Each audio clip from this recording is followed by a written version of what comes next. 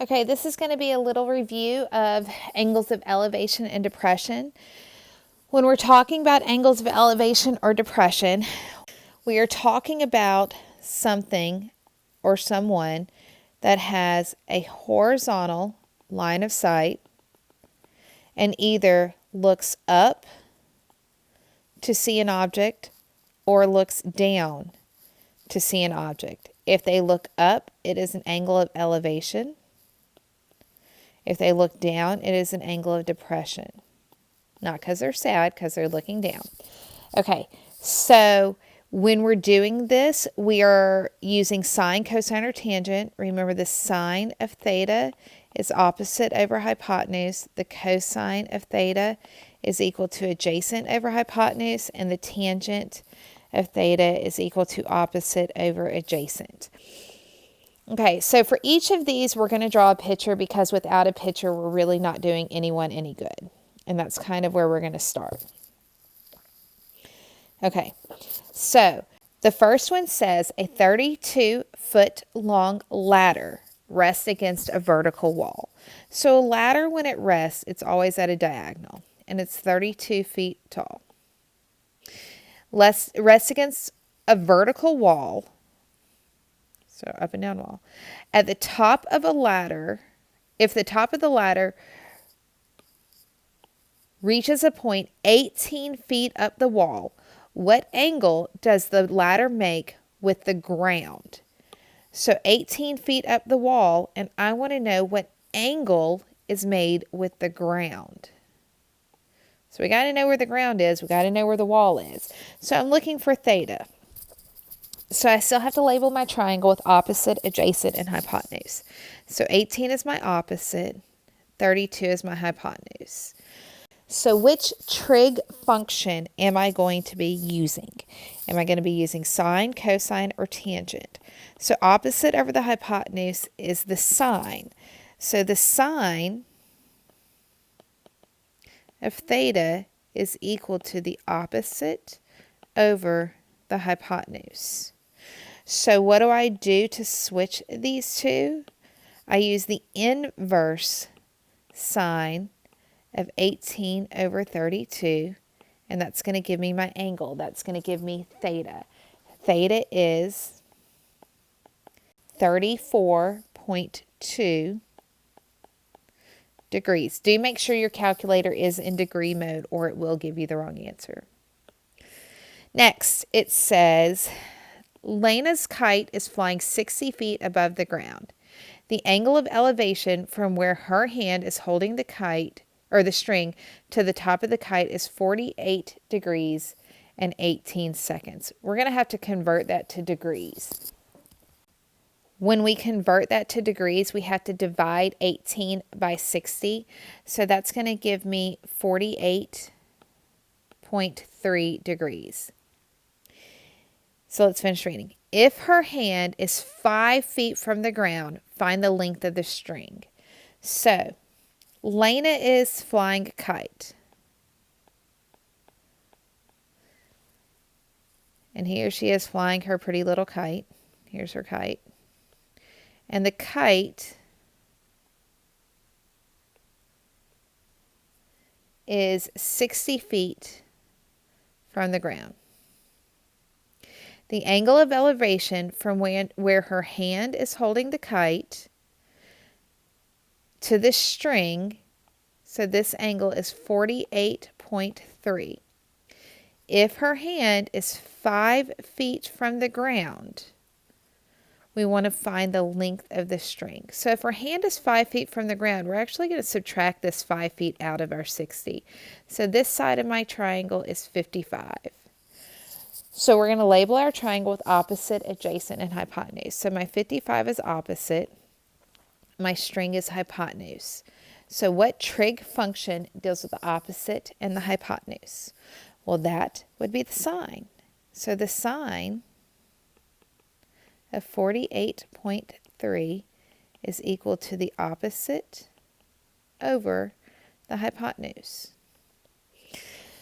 Because x is in the denominator, this is going to be a two-step problem where I have to multiply x by both sides.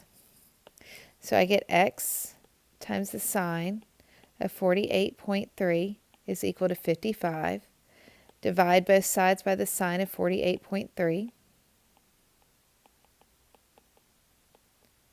So 55 divided by the sine of 48.3 tells me that x is equal to 73.7 feet. So the string is 73.7 feet. Next problem. A ramp is being built to access a door that is 1.5 feet above the ground. Find the length of the ramp if the angle of elevation must be 8 degrees. So this is going to be an 8-degree ramp. Can't be too high, too steep, because then no one can get into it. The door is 1.5 feet off the ground. And I need to know how long the ramp is. So, based on this triangle, 1.5 is opposite. X is my hypotenuse. So again, I'm dealing with the sine function. A lot of these are dealing with the sine function. That's okay. So the sine of 8 is equal to opposite over the hypotenuse. Again, this is a two-step problem, so I'm going to end up with x is equal to 1.5 divided by the sine of 8. So I get x is equal to 10.8 feet. It's going to have to be a little bit of a long ramp because, it's going to take us a little bit to get up there. Okay, last example. Sarah is standing 35 feet from the base of a rock, watching her two sons, Max and John, climb the wall. The angle of elevation is 38 degrees to Max and 72 degrees to John. How many feet above John is Max? So that means that we have a mom, right, standing at the base of a rock, watching her two sons climb the rock. So here's my rock. And she's 35 feet away. She's got two sons. Here's one son. And here's the other son. Far higher than I would be on the rock. Okay. So, the angle of elevation to Max is a 38-degree angle. The angle of elevation to John is a 27-degree angle. And I want to know how much higher up that wall is Max. So in each case, I want to know this x, and I want to know the y, and then I want to subtract them. So for both of these, my rock is the opposite, and the 35 is my adjacent. So I'm actually going to do the tangent function, but I'm going to do it twice. So I'm going to do the tangent of 27 is equal to opposite over the adjacent. So John is my 27 degrees. So to get to John, I'm going to do 35 times the tangent of 27 and figure out that he is 17.8 feet off the ground. To get to Max, I have the 38 degrees of elevation, so the tangent of 38 is equal to x over 35. So 35 times the tangent of 38 tells me that Max is 27.3 feet off the ground. Well, if I subtract those two numbers, if I subtract 27.3 minus 17.8, I find out that Max is 9.5 feet higher off the ground than John is. Okay, just a couple more examples. All right, Henry is sitting at a tree 32 feet above the ground and is watching a deer. The deer is 57 feet from the base of the tree. Find the angle of depression from Henry to the tree. So Henry is sitting at the top of a tree. Again, I would not be, but that's okay. So Henry's way up here, and he sees a deer.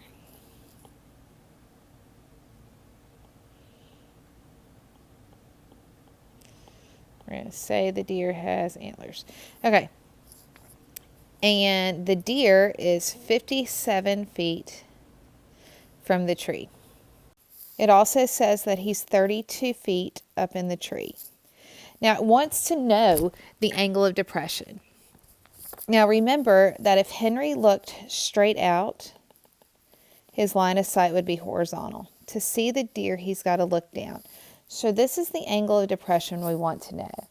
Remember that the angle of depression is going to be the same as the angle of elevation here.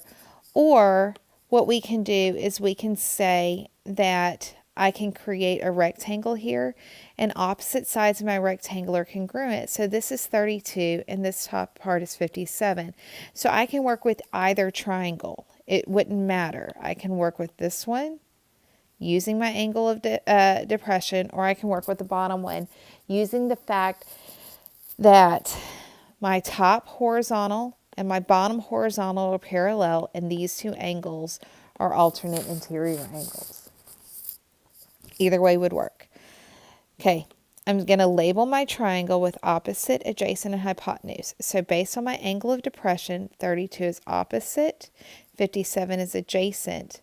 So this would be the tangent function. So the tangent of theta is equal to the opposite over the adjacent. To find theta, remember we have to use the inverse function. So the inverse of 32 over 57 is going to give us our theta, and that tells us that that angle right here is a 29.3 degree angle of depression. Next, a wire is attached from the top of a post to a point on the ground 24 feet from the base of the post. If the angle of depression from the top of the post to where the wire is attached to the ground is 61 degrees, then find the length of the wire. So it says I have a post, and on the post we have a wire that is attached from the top of the post and then 24 feet from the base of the post. The angle of depression, meaning if this is my horizontal, this is my angle of depression, is a 61 degree angle. And I want to find the length of the wire. So remember, if I were to make a rectangle out of this, this top part would also be 24. So based on my 61 degree angle, 24 is my adjacent, and the length of the wire is going to be my hypotenuse. So what trig function deals with the adjacent and the hypotenuse? Well, that's going to be the cosine. So the cosine of 61 is equal to 24 over x. This is going to be a two-step problem to get x by itself. I have to multiply both sides by x and divide by the cosine of 61. So I get x is equal to 24 divided by the cosine of 61. So that x is equal to 49.5 feet long. All right, last example. It says a scuba diver spots a shipwreck at an angle of depression of 26 degrees. The angle of elevation from the scuba diver to his boat is 53 degrees. If the shipwreck is located directly below the boat and the horizontal distance between the scuba diver and the shipwreck is 120 feet, find the vertical distance between the shipwreck and the boat. Okay, so I've got two different things going on. I have a scuba diver. So I have someone in the water. I got a boat and I got a shipwreck. So here's my water. Here's my little scuba diver person. And he's got a boat here.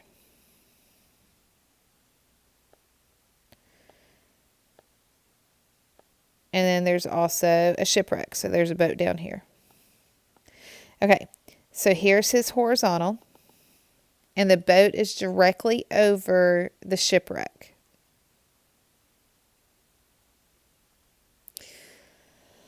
So it says the angle of depression to the shipwreck is 26 degrees. The angle of elevation to the boat is 53 degrees.